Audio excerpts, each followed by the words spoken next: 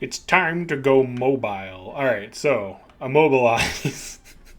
What is it good for? Who can do it? So there's only one character on your team that can immobilize. I'm fairly certain. I could be wrong about that, but I'm pretty sure it's just Hugette. So what does it even do?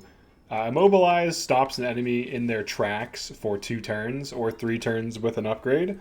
The upgrade you can get is an either or, or it's an or ability. You either use one or the other. So the first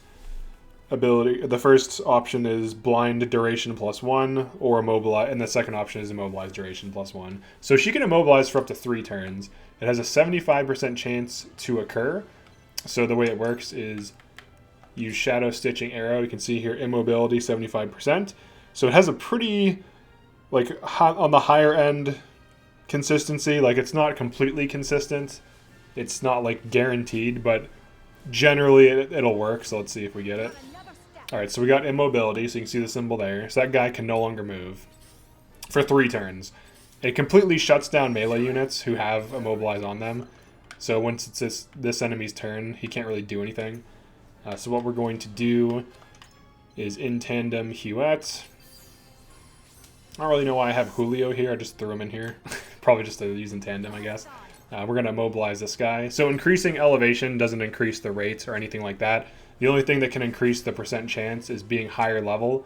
So same level enemies, which is all of New Game Plus on your second and third playthrough onward after you get past the halfway point. So pretty much most New Game Plus playthroughs will be against level 50 enemies. So it's pretty much a 75% chance. So you can see here now both of these are basically shut down. And then if we hover over this guy, so both of them have 3 turns of immobility. So I've just shut them down, these melee units, for 3 turns. Now you can shut other units down like mages if you're on high ground and your range is increased. So what this allows you to do is to shoot further out than normal and freeze a mage in place from far away, or just keep an enemy healer away from their team by freezing them so that as the enemy team pushes up, the healer is frozen in place for 2 turns and therefore positionally can no longer heal them anymore, effectively shutting it down.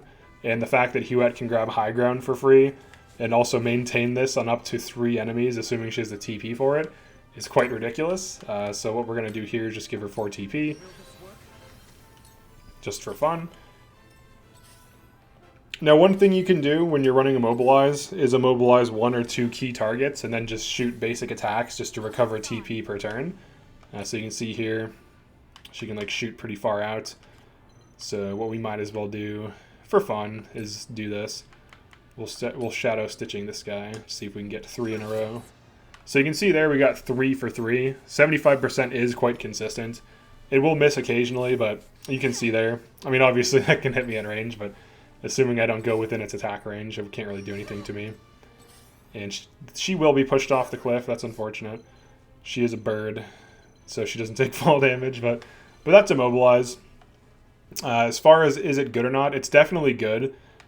I would say on level 50 New Game Plus hard, it's probably a little bit better than blind, because even though blind is more consistent for taking effect, the blind miss rate generally causes enemies to have 50-50 chance to hit, maybe 70-30, where 30% is the chance to hit. So it's anywhere between 30 to 50% hit rate on blind.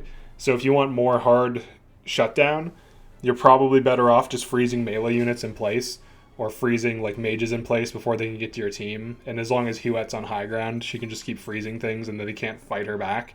She can also freeze enemy archers from high ground and then they can't shoot back at her, which is hilarious. So her being on high ground is definitely something that makes Immobilize that much better, because she can have asymmetrical fights where she can be hitting things and freeze them in place and they can't hit her.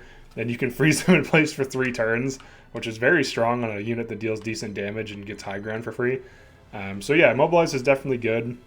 You can see here in this case, he has 2 turns, he has 1 turn, he has 2 turns. So you can maintain it on up to 3 enemies, assuming you have a battery. So she can even hang out with the team and just keep immobilizing enemies. So she can completely lock down a flank in a lot of situations. So if there's 3 enemies pushing a flank and she shoots one and moves, immobilizing it, shoots one and moves, immobilizing it, catches a battery, shoots one and moves, and immobilizes it. She can completely lock down flanks by herself. So it's definitely very powerful. It can miss, but it's consistent enough that I'd say it's viable to use under like extreme circumstances. And the fact that it just outright shuts down melee units is very good. So as long as you're not positioned near them, of course. So if they're advancing or something, or if you're repositioning. But yeah, that's it for Immobilize. Let me know how you use it, if there's any other use cases. And definitely like the video and subscribe to the channel if you enjoy this type of content. I'm going to be covering more triangle strategy stuff as I continue to make videos and in the near future. So yeah, thanks for checking this out, and I'll see you in the next video.